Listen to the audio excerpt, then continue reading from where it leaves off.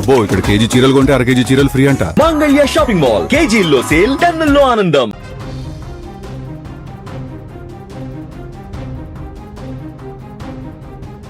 కొంతమంది జీవితమే కాదు, వారి మరణం కూడా ఒక సంచలనమే. చనిపోయే ముందు ఎవరైనా ఏం కోరుకుంటారు? తమ పిల్లలు బాగుండాలని, అంతా ప్రశాంతంగా సాగాలని ఆశపడతారు. కానీ తన జీవితాంతం ఒక సింహంలా బతికిన కాపు ఉద్యమ నేత ముద్రగడ పద్మనాభం గారు చనిపోవడానికి 6 నెలల ముందే రాసి పెట్టుకున్న ఆఖరి కోరిక ఇప్పుడు వింటుంటే ప్రతి ఒక్కరి కళ్ళల్లో నీళ్లు తిరుగుతున్నాయి. నేను చనిపోతే నన్ను దహనం చేయొద్దు, కిర్లంపూడిలోని నా ఇంటి ఆవరణలో ఉన్న తోటలోనే ఖననం చేయండి, నాకు ఎలాంటి చిన్న పెద్ద కర్మలు చేయొద్దు అంటూ ఆయన చెప్పిన ఆఖరి మాటలు ఇప్పుడు బంధువులను, అభిమానులను తీరని శోకంలో ముంచెత్తుతున్నాయి.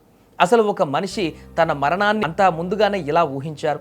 సాంప్రదాయబద్ధంగా వచ్చే దహన సంస్కారాలను వద్దు అనుకుని తన తోటలోనే పూడ్చిపెట్టాలని ఎందుకు కోరుకున్నారు అనేది తలుచుకుంటూ కుటుంబ సభ్యులు ఇప్పుడు భావోద్వేగానికి గురవుతున్నారు.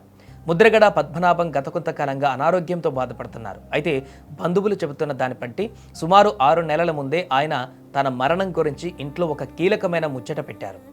తన భార్య కొడుకులను పిలిచి, నేను ఎప్పుడైనా చనిపోవచ్చు, కానీ నా అంత్యక్రియల విషయంలో నేను చెప్పినట్టే చేయాలి అని కరాఖండిగా చెప్పారు. సాధారణంగా హిందూ సంప్రదాయంలో శరీరాన్ని దహనం చేస్తారు, కానీ ముద్రగడ మాత్రం నన్ను అగ్నికి ఆహుతి చేయొద్దు, నా దేహాన్ని కాల్చొద్దు, కిర్లంపూడిలోనే నేను ప్రాణంగా పెంచుకున్న నా తోట ఉంది కదా, ఆ మట్టిలోనే నన్ను పూడ్చిపెట్టండి అని కోరారు. అంతేకాదు చనిపోయిన తర్వాత చేసే చిన్న కర్మ, పెద్ద కర్మ లాంటివి ఏవీ చేయకూడదని, తన పేరుతో ఎలాంటి ఆడంబరాలు వద్దని బంధువులకు ముందే స్పష్టం చేశారు. ఇప్పుడు ఆయన లేరన్న నిజాన్ని జీర్ణించుకుంటేనే ఆయన చెప్పిన ఆ ఆఖరి మాటలను గుర్తు చేసుకుని కుటుంబ సభ్యులు గుండె లవిసేలా ఏడుస్తున్నారు.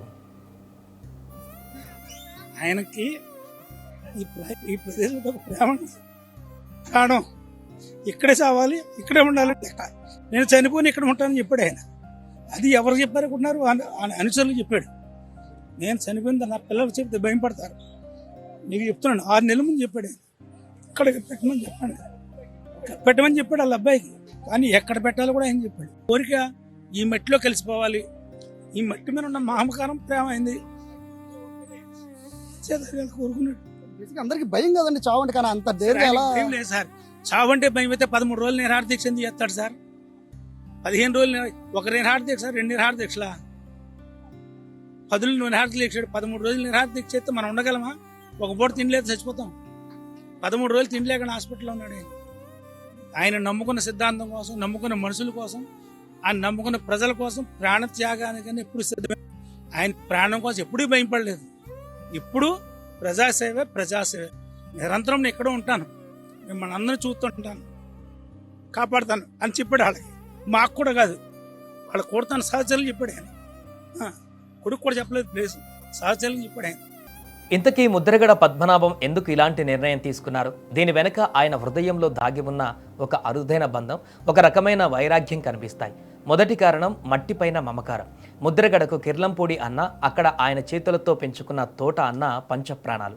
రాజకీయాలలో ఎంతటి తుఫాన్లు రేగినా, ఉద్యమాలలో ఎంతటి అలసట వచ్చినా ఆయన ఆ తోటలోకి వెళ్ళి ఆ చెట్ల నీడన కూర్చుంటేనే మనశ్శాంతిని పొందేవారు. తాను బతికినంత కాలం ఏ మట్టిని, ఏ మొక్కలను అయితే ప్రేమించారో చనిపోయిన తర్వాత కూడా ఆ మట్టిని వీడి వెళ్ళడం ఆయనకు ఇష్టం లేదు. బూడిదై గాల్లో కలిసిపోవడం కంటే తాను ప్రేమించిన కిర్లంపూడి తోట మట్టిలోనే ఒక మొక్కగానో, ఒక వృక్షంగానో కలిసిపోవాలని ఆయన ఆశపడి ఉంటారు. ఇక రెండవ కారణం ఆడంబరాలపైన విరక్తి. తన సుదీర్ఘ రాజకీయ, సామాజిక జీవితంలో ముద్రగడ ఎన్నో మోసాలను, వెన్నుపోట్లను, విమర్శలను చూశారు. మనుషుల స్వార్థం పైన ఆయనకు ఒక రకమైన విరక్తి కలిగింది. అందుకే చనిపోయిన తర్వాత సమాజం కోసం, లోకం కోసం చేసే పెద్ద పెద్ద కర్మలు, ఆడంబరాలు ఆయనకు నచ్చలేదు.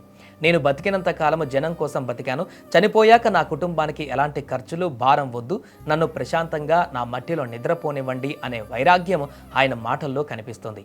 రాజకీయాలలో ముద్రగడ అంటే ఒక మొండితనం. తాను అనుకున్నది జరగాలి, తాను అన్నమాట నెరవేరాలి అనే పట్టుదల ఆయనది. చివరికి తన మరణంలోనూ ఆయన ఆ మొండితనాన్ని, పట్టుదలను వదలలేదు. సాంప్రదాయాలను పక్కన పెట్టి అయినా సరే తన ఆఖరి ఇష్టానికి కుటుంబ సభ్యులు కట్టుబడేలా చేశారు. ఇప్పుడు ఆయన కోరుకున్నట్టే కిర్లంపూడిలోని ఆ పచ్చని తోటలోనే ఆ యోధుడికి భూ సమాధి చేసేందుకు ఏర్పాట్లు జరుగుతున్నాయి. బతికున్నప్పుడు ఆ తోట ఆయనకు ఎలాగైనా విశ్రాంతిని ఇచ్చిందో, ఇప్పుడు శాశ్వత నిద్రలోకి జారుకున్న ఆ మహానేతకు అదే తోట ఒక పవిత్రమైనటువంటి ఆలయం కాబోతుంది.